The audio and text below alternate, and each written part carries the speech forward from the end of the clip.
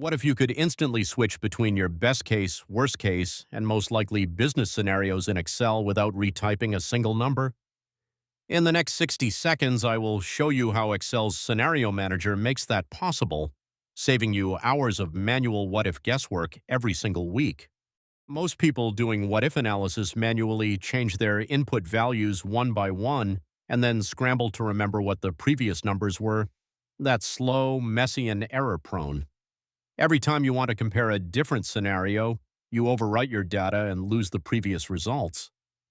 There is a built-in Excel tool called Scenario Manager that stores all your scenarios and lets you flip between them in one click. Start by setting up a simple model. Here we have units sold and price per unit feeding into a total revenue formula in cell B3. Now go to the Data tab on the ribbon, click the What If Analysis button, and then select Scenario Manager from the drop-down menu. In the dialog box that appears, click Add to create your first scenario and name it Best Case. After naming your scenario, Excel asks you to select the changing cells. These are the input cells whose values will differ between scenarios, in our case B2 and B3 for units sold and price. You then type in the values for that scenario, hit OK, and repeat the process to add a worst case and a most likely scenario with different numbers.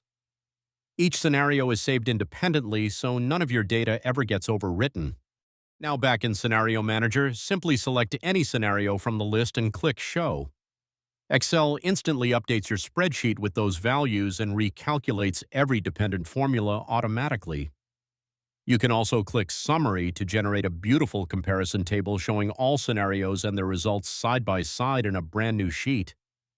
This turns hours of manual modeling into a 5-minute task.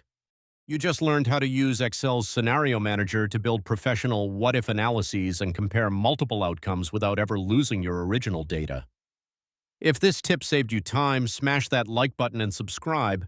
I post a brand new Excel trick every single day.